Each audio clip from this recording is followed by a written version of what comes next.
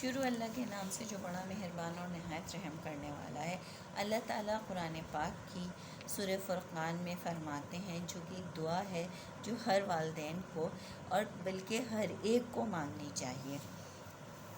اے ہمارے رب، ہمیں ہماری ازواج اور ہماری اولاد سے آنکھوں کی ٹھنڈک عطا فرما اور ہمیں پرہیزگاروں کا امام بنا۔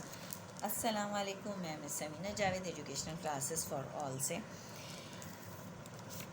آج کا موضوع ہے والدین سے گزارش یا ریکویسٹ ٹو پیرنٹس۔ میں نے کتاب میں ایک بڑا خوبصورت خط پڑھا جو کہ پرنسپل کا خط والدین کے نام سے موسوم تھا۔ پہلے آپ کے سامنے میں وہ خط پڑھتی ہوں۔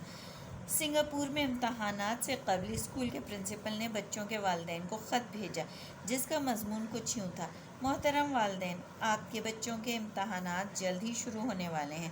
میں جانتا ہوں آپ سب اس چیز کو لے کر بہت بے چین ہوں گے۔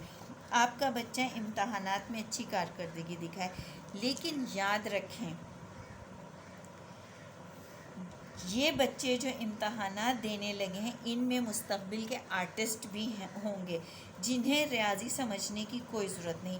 ان میں بڑی کمپنیوں کے ترجمان بھی ہوں گے جنہیں انگلش، ادب اور ہسٹری سمجھنے کی کوئی ضرورت نہیں۔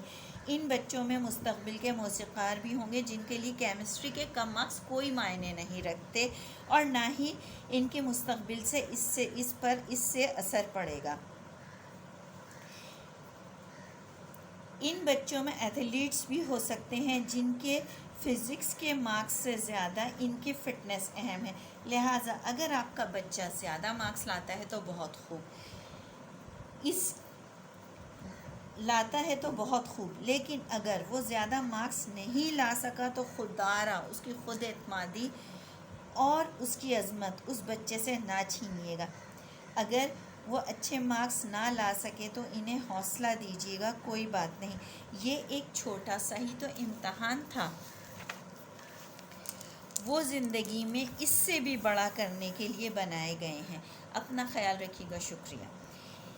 اس خط میں والدین سے جو گزارش کی گئی ہے وہ یہ ہے کہ ہر بچے کی ذہانت کے اعتبار سے الگ ہوتا ہے۔ اپنے لیے کوئی بھی بچہ اپنے لیے کوئی بھی فیلڈ منتخب کر سکتا ہے۔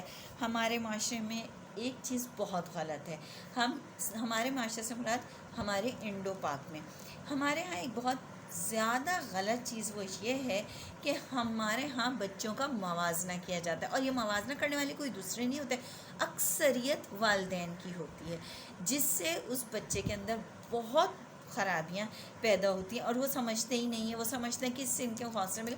ہر جگہ ایسا نہیں ہوتا ہمیشہ۔ اور دنیا میں کسی بھی انسان، چاہے وہ بچہ ہو یا جوان، کے لیے آپ کو پتہ ہے سب سے اہم ہستی کون ہوتا ہے؟ والدین۔ اور والدین کی اہمیت اتنی زیادہ ہے کہ ان کی ایک پیار بھری تھپکی ان کا مستقبل سنوار سکتی ہے، اور والدین کا غلط رویہ بچے کو معاشرے کے لیے ناسور بنا سکتا ہے۔ بچوں کے بگڑنے کا دکھ بھی سب سے زیادہ والدین کو ہی ہوتا ہے۔ اس لیے اللہ تعالیٰ کی اس نعمت یا رحمت کی قدر کیجیے اور مثبت رویہ اختیار کیجیے۔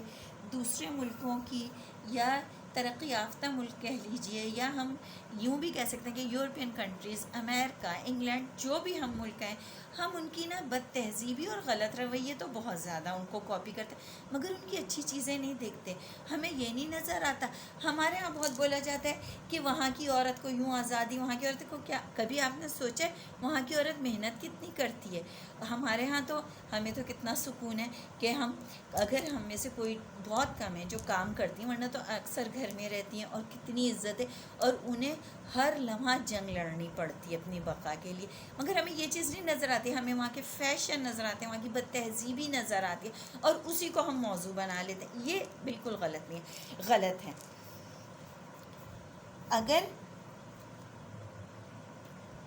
ہمیں اپنانا ہی ہے تو ان کے محنتی رویے، مثبت سوچ اور اچھے کام کو اختیار کریں، پھر ہم بھی آگے بڑھ سکتے ہیں۔ ترقی کا مطلب یہ نہیں ہے کہ گھر کے 3 سال سے لے کے 80 سال کے فرد کے ہاتھ میں موبائل ہے اور وہ خوب چلانا جانتا ہے، بلکہ ترقی کا مطلب ہے اعلیٰ کردار، دیانتدار اور محنتی نوجوان۔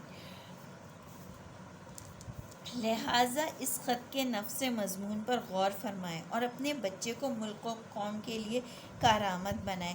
یہ خط ایک غیر مسلم ریاست سے ہے، اسی لیے انہوں نے موسیقار اور اس کا بھی ذکر کیا ہے۔